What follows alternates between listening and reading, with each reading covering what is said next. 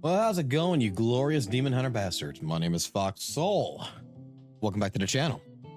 Welcome back to another video on Peak of Combat, or better known as Wallet May Cry. Game trying to separate you from your cash and make that wallet cry. In today's video, I want to touch a little bit more in-depth wise to the entire card system, what you're looking for, and just my thought pattern in general. So maybe this way would better help you guys in what you should be looking for and how you should be building. So let's get into this conversation. Let's go.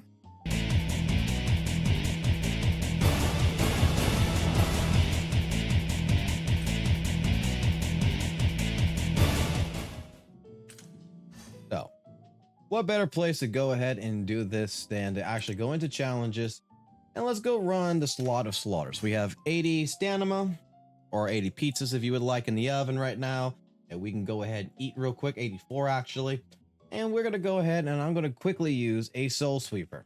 This does not affect your stamina. And I'm gonna try to carefully explain what I'm doing. As you can tell, we're on the level 70 slot. This goes all the way currently right now up to level 80. And like I stated in a video a while back, I told people, start grinding at level 50. This is when you start pulling legendary cards. And I still believe that 100%. It just seems that when you get towards the higher end of the levels, the better the cards actually become. But they're just as rare to get. It's like after every, I would say, so far for me personally, after every 200 or so pulls, I may actually pull a really good card. And I'm going to try to explain to you what a good card is versus a bad card. Well, not a bad card, but a decent card per se. All right, let's go ahead and pull this. All right, you see, we got a Phantom 1 card and we got a shitty basic epic card. I ain't worried about looking at this card at all, but this card right here has only got an attack and overall damage and defense, and basically this is like your basic and your epic if you look at the color coordination. Here, this again is not a good card.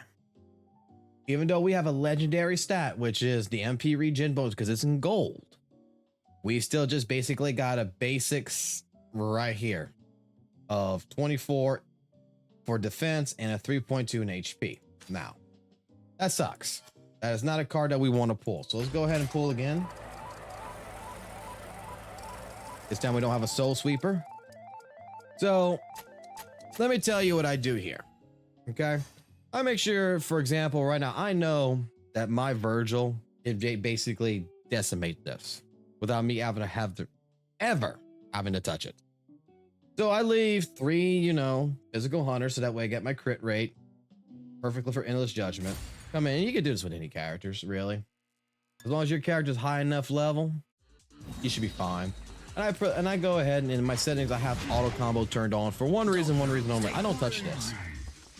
I let the AI do everything because it does not matter whether you get an S rank. It does not matter if you get an SS rank. It doesn't matter if you get an SSS rank in here, okay? So it doesn't matter what stylish rank you get. As long as you complete it, that's all that matters, because we've pulled shitty cards at an SSS rank, and I mean like no legendary. So this ranking right here, doing all this does not actually matter. I don't understand. Maybe in the future it will matter, but right now it doesn't, because you would feel like, okay, if I got an SSS rank, I get a better chance of getting a better card. And as you can see, we don't have a good card. Like, we have no gold stat in it. We have no legendary stat. We got basically an epic stack for the fire damage plus. It's not a horrible card, but it's not a card that we're looking for. It's a usable card, but it's not a card we're looking for. The only reason why I would say it's usable is because it has an attack percentage and it has a fire percentage, but it's not going to go up really high. And it's also got an extra stat for the burn gauge efficiency. It's decent if I don't have any other good cards. If I don't pull any other good cards, that's just how it is. So let's go ahead and pull again. What we're looking for is we're looking for stats that are gold. That's what matters. When we get an amazing, this is great. We're going to get a bunch of cards here and we can start. We got a shitty epic. We got this card with an LP regen bonus right here. That's basically what we're looking for. We're looking for gold stats. These 2 green stats, not good. Not a good card. This right here, this is not a great card, but this is a damn good card because we have 2 gold stats. Both of it is an MP regen and has an attack percentage. This is basically your full attack card. So 21 attack we don't care about, but we care about this, this, and this. That's a good card. That's not a shitty card. That is not a great card, but that is a usable card that I would potentially upgrade because of the double fucking gold stats. This is what I'm telling you that you should be looking for. You should be looking for cards that have these gold stats, whether you're looking for, right now we're doing physical fire, not electric and ice or support, because the reason being is that the 2 characters that we want to build up is Devilbringer and Virgil. Now, I would say that if you're trying to build up like, a support based character, you may want to go support for Nevin. If you got, your electric 1-man show, you want to start looking at the electric cards. Or even the Nevin cards for him too. It depends on how you want to do it. We'll get into that topic here in a minute as well. But this is the mentality, this is the mindset of what I do when I start pulling cards. And pulling these cards actually helps with increasing your office levels because this gives you 20 stamina or 20 points to your office. So that way, you know what, just like if you were playing the story mode, you're building up your office. Story mode gives you 30. Any and all the stories basically gives you 30 back, which is a lot better. So I'm kind of hoping, they'll bring back the story mode with part 2 with with V, because I've seen V gameplay and he had a story. Again, it's not a horrible card. It's not a great card. It's not, if anything, this is a good card. We have blue, we have green, and we have a purple. It's not the best card. It's not something you can do better. So this is where what we're looking for is certain things. Now, let me show you what I mean by this. Now, Gretchen, I don't have the best cards yet. I don't have any great, amazing fucking cards, but like you saw the one with the MP regen with the 2. I got a better card than that, which is the burn gauge efficiencies on this one. So let's go ahead and change this card out real quick in a sense. We're going to hold that card and we're going to go find that brand new card that we just pulled. You're going to have to go through a lot of your crap here to find that one card that you just pulled, which is, see. Not it. See, like, this is a good card. It's got 2 gold stats. It's got burn efficiency. That's a good card. But we're looking for right now is that one card that we just had. And it was and I believe it was a Pluton card. I might be wrong. It might have been a Phantom card. Might have been a Phantom card. Was it a Phantom card? Look, I get lost in my cards sometimes. But I want to showcase this really quickly if I can. Was it? I don't think it was a Phantom card. I swear it was a Pluton card, was it not? And it was a card 1. Fire damage, healing. I know it was a double attack percentage. That I remember. Which are typically your number 1 cards. Oh boy. Can we find it?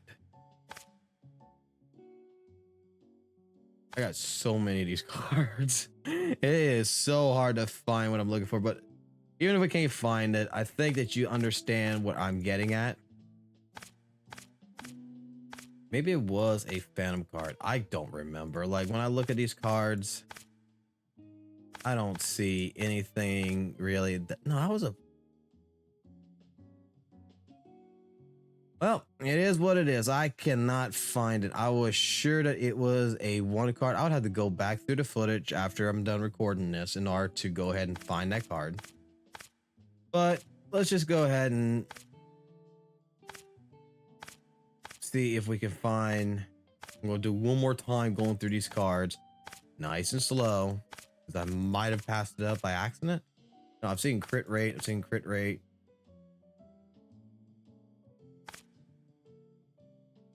Was it this one? No, it wasn't this one because it has an extra stat on it. I might have passed it up 3 or 4 times because, you know, I'm not a good multitasker, but let's just, you know, what I want this to do is I want to show you that when you pull cards, in a sense, you could also come here. You can pull whatever card you want and you can compare what your current card is to your other card. And in this case right here, let's just say, you know, you pulled this card right here. Look at the stats.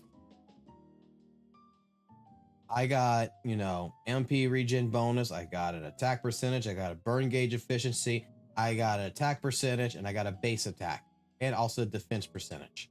So I got 2 basic stats, 2 legendary stats, and 2 additional stats on top of it. Why? Can you see why I'm getting that warrior's a good card? This is it. This is how you determine what's a good card. Now, for a quick little reference on something else to everybody, because I keep getting asked this question in streams and stuff like this, it's like, why do you run like certain cards? Because I'm going to show you, for example, my Spark Igniter. You can see the card set that I'm putting in. And legitimately, I even last night proved by showcasing by putting a crit-based build, taking these Nevin cards out of Swift Arsenal and switching it over to my Virgil cards, a bigger difference in what we can do. This right here, this strategy and the suggested card, that's what is right here. This is from the developers. Okay, this is what their recommendation is. You don't have to follow this. You want to go ahead, you want to do something different, you can do something different. All builds are customizable. There is reason to do a, you know, a Phantom card set on Swift Arsenal. There's a reason to do a Nevin card set on Swift Arsenal. It depends on your playstyle. It depends on what you're trying to accomplish. I disagree with the way my characters for Nero, Fist of Salvation works with Spark Igniter. I don't think the Spark Igniter on my team should have Nevin cards because of the passive 4-card hit situation, the set effect. It don't work for my team. However, the set effect for the Pluton cards works tremendously well for my team. It's what you like to do. Look at the cards, look at their perks. You could put Beowulf cards on a character. You could put Minotaur cards on a character. You don't have to follow the recommendation of the devs. They just recommend, hey, look, this is what we recommend, but you do you. And I'm going to tell you, when I do me, it's very simple. I look at what the character is about. I look at the character's talents. I look at the character's skills. I determine whether or not in the criteria of the moment, if that's what I want to do. Because I'm going to tell you something. Nevin card set ain't going to help you in a fucking boss raid. But the Pluton cards are going to help you. The Phantom cards are going to help you.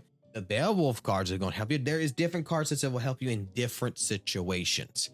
So you should always be looking at what type of build you're looking for. If you're looking at it for co-op, you're looking at it for PvE. Look at what you're trying to accomplish. Come to the live streams, come ask me questions. I don't mind, but just realize that the way I do things may not be the best, quote unquote, for you. It's the best for me. All I can do is just give you suggestions and explain to you why I'm doing it, but I can't guarantee that it's going to help you. So, other than that, you dudes and dudettes out there who are playing some Pika Combat or some Wallet May Cry, I hope you have a good one, and I will catch you on the flip side. Adios. Peace out.